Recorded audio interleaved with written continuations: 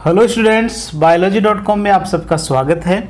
आज के इस वीडियो में हम लैब असिस्टेंट 2018 का जो पेपर है उसके 20 बायोलॉजी के प्रश्न डिस्कस करने वाले हैं, जो आपकी आने वाली एग्ज़ाम में भी बहुत महत्वपूर्ण होने वाले हैं। इससे आप एक आइडिया लगा पाओगे कि अब जो लैब असिस्टेंट की एग्ज़ाम होने वाली है उसमें किस तरह के और किस लेवल के क्वेश्चन आते हैं।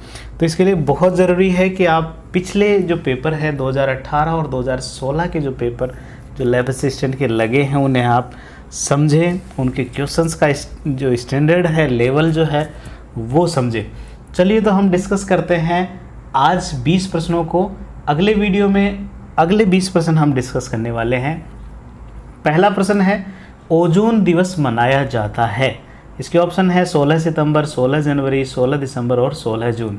तो ये आपको याद भी होगा, बहुत आसान और बहुत महत्वपूर्ण प्रश्न है। बहुत सारे एग्जाम्स में ये क्वेश्चन पूछा जाता है। ओजोन दिवस मनाया जाता है 16 सितंबर को। 16 सितंबर आपको याद रखना है, बहुत महत्वपूर्ण है। नेक्स्ट क्वेश्चन है, निम्नलिखित में से कौन सा एक ब्लू बेबी सिंड्रोम से संबंधित है। इसमें आपके ऑप्शन है नाइट्रेट, पारा, सीसा और लोहा। तो देखो, ब्लू बेबी सिंड्रोम जो है वो एक प्रकार का रोग है जो जल में नाइट्रेट पॉल्यूशन जो है उसकी उपस्थिति के कारण होता है। तो इसका जो सही जवाब होगा वो होगा नाइट्रेट। जल में अगर नाइट्रेट की मात्रा ज़्यादा है और उसे छोटे बच्चे अगर पीते हैं लगभग 1 साल से कम उम्र के, तो उनमें हीमोग्लोबिन की कमी हो जाती है और उनका शरीर का रंग नीला नज़र आने लगता है, इसलिए उन्हें ब्लू बेबी सिंड्रोम कहा है। इसका जो टेक्निकली जो नाम है वो है मैथेमोग्लोबिनेमिया। मैथेमोग्लोबिनेमिया। ठीक है। नेक्स्ट क्वेश्चन है, राजस्थानी ऊंट का वैज्ञानिक नाम है। जो राजस्थानी ऊंट है उसका आपको वैज्ञानिक नाम याद करना है। इसका जो सही जवाब इन ऑप्शंस में होगा वो है कैमेलस ड्रोमेडेरियस। कैमेलस ड्रोमेडेरियस पहला ऑप्शन इसका सही होगा, कैमेलस ड्रोमेडेरियस। नेक्स्ट क्वेश्चन है, प्रक्रिया जिसमें अल्कोहल का निर्माण होता है और नीचे प्रक्रियाएं दी हुई है, रसारोहण, प्रकाश संश्लेषण, वायवीय शोषण और अवायवीय शोषण। तो देखो, अल्कोहल का निर्माण हमेशा अपूर्ण ऑक्सीकरण से होता है, तो यहाँ जो सही जवाब होगा वो होगा अवायवीय शोषण, क्योंकि अवायवीय शोषण में कार्बनिक पदार्थों का अपूर्ण ऑक्सीकरण होता है जिससे कार्बन डाइऑक्साइड और अल्कोहल का निर्माण होता है। तो अवायवीय शोषण इसका सही जवाब होगा। नेक्स्ट क्वेश्चन है, कनाडा बाल्सम एक माउंटिंग एजेंट को स्थायी स्लाइड्स के लिए प्रयोग किया जाता है। यह एक जाति से प्राप्त होता है। तो आपको इसमें यह बताना है कि कनाडा बाल्सम जो है वो किससे प्राप्त होता है। ये स्थायी स्लाइड बनाने के लिए माउंटिंग एजेंट के रूप में काम आता है कनाडा बाल्सम। इसके आपके ऑप्शन है एबिस, सिड्रस, पाइनस और जूनिपेरस। तो इसका सही जवाब होगा फर्स्ट एबिस। एबिस बालसेमिया नाम का एक पादप है। एबियस बालसेमिया नाम का पादप, उससे बाल्सम जो है ये प्राप्त किया जाता है कनाडा बाल्सम। कनाडा बाल्सम एक ओलियो रेजिन है। कनाडा बाल्सम जो है वो एक क्या है, ओलियो रेजिन है, ओलियो रेजिन। नेक्स्ट क्वेश्चन है, भूस्तारी या स्टोलन क्या है। भूस्तारी, तो देखो, तने के जो भूमिगत रूपांतरण है उसमें एक प्रकार ये है भूस्तारी। भूस्तारी तने वो होते हैं जिसमें जो तने का मुख्य भाग है वो ज़मीन के ऊपर चलता हुआ कुछ दूर जाकर ज़मीन में चला जाता है गहराई में और वहाँ से एक नया पादप निर्मित होता है। तो ऐसी स्थिति में आधा भाग वायवीय है और आधा जो है ज़मीन में होता है। तो इसका जो सही जवाब होगा वो होगा चौथा, उपवायवीय रूपांतरित स्तंभ। उपवायवीय रूपांतरित स्तंभ है इसका जो उदाहरण है वो है अरबी स्ट्रॉबेरी। ये भूस्तारी के उदाहरण है, अरबी स्ट्रॉबेरी। नेक्स्ट क्वेश्चन है, रोजी क्या है। आपके ऑप्शन है एक ट्रांसजेनिक बकरी, एक ट्रांसजेनिक गाय, एक ट्रांसजेनिक भेड़, एक ट्रांसजेनिक पुष्प। तो ये आपके 12th NCERT में मेंशन है बायोटेक वाले चैप्टर में। रोजी एक ट्रांसजेनिक गाय है। सन 1977 में ये गाय का जन्म हुआ था। ट्रांसजेनिक गाय है। ये जो गाय है इसके दूध की विशेषता ये है कि इसमें एक विशेष प्रोटीन जो है वो पाया जाता है। उस प्रोटीन का नाम है अल्फा लेक्ट एल्ब्यूमिन, अल्फा लेक्ट एल्ब्यूमिन इसके दूध में पाया जाता है। तो रोजी क्या है, एक ट्रांसजेनिक गाय है। नेक्स्ट क्वेश्चन है लीची का खाने योग्य भाग है, ऑप्शन है मध्य फल भित्ति, पुष्पासन, बीज चोल या एरिल। तो बहुत बहुत महत्वपूर्ण एग्जाम ये प्रश्न है, बहुत सारी एग्जाम्स में ये क्वेश्चन आता है और आता रहेगा। इसका जो सही जवाब है वो है एरिल।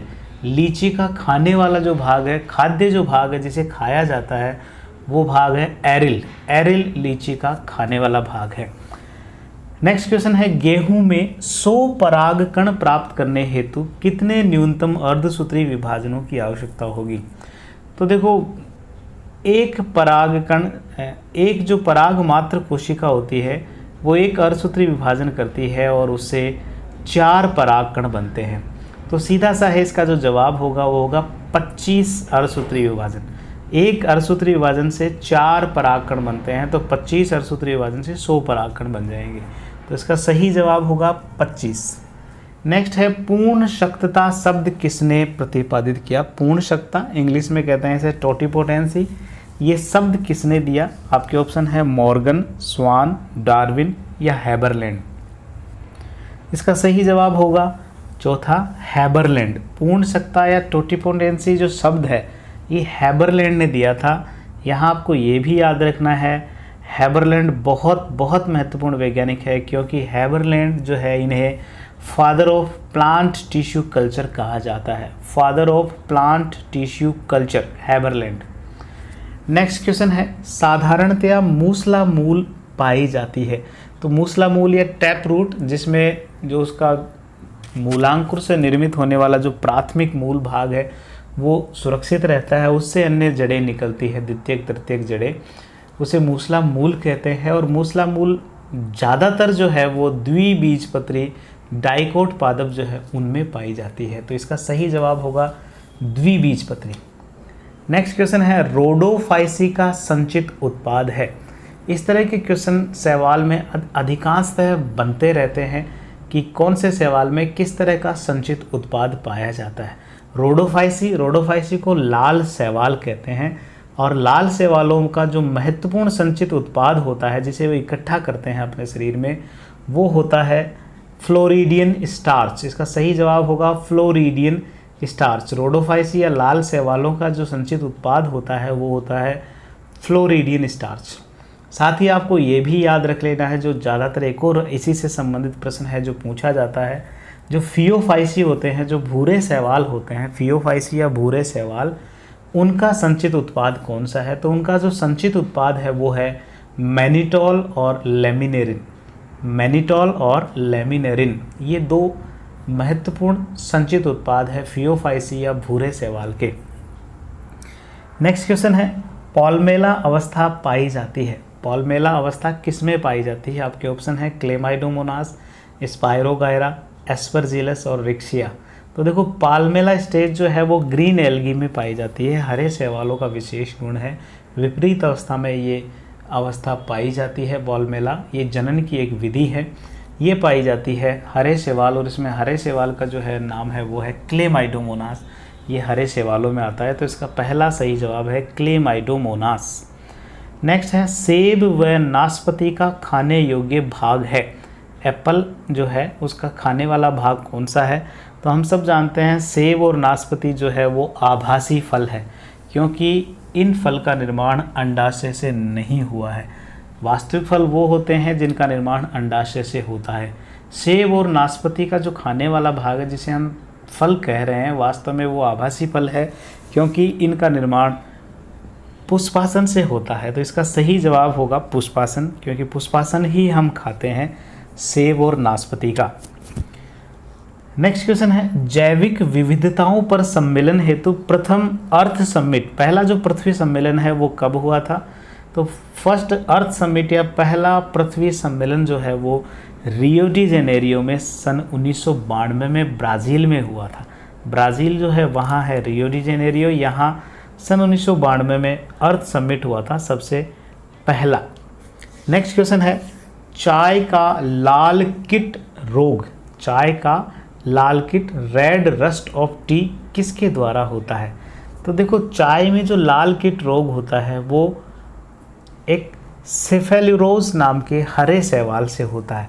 सिफेल्यूरोज हरे शैवाल से होता है, तो इसका सही जवाब होगा हरे शैवाल से। आपको शैवाल का नाम और याद रख लेना है, सिफेल्यूरोज से चाय का लाल कीट रोग होता है।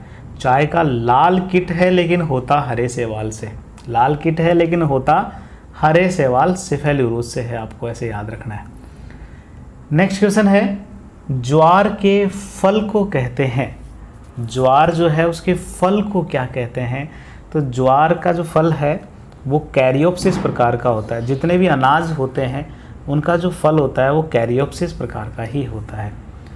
नेक्स्ट क्वेश्चन है, शब्द बायोसिनोसिस किसने प्रतिपादित किया? बायोसिनोसिस का अर्थ क्या होता है?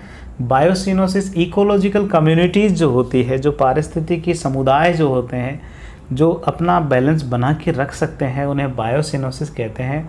और ये वर्ड देने वाले जो वैज्ञानिक थे वो थे कार्ल मोबियस। कार्ल मोबियस ने 1877 में बायोसिनोसिस वर्ड दिया था, तो इसका सही जवाब है कार्ल मोबियस ने 1877 में।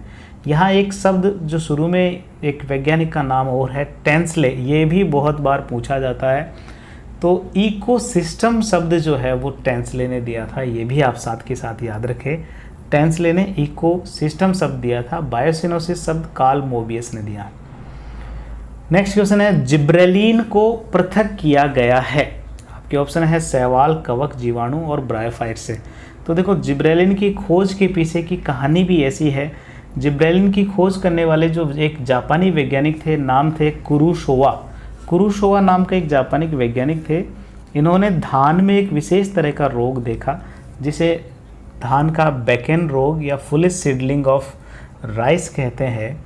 ये जो है वो एक विशेष प्रकार के कवक से होता है और उस कवक का नाम है जिब्रेला फ्यूजिकोराई।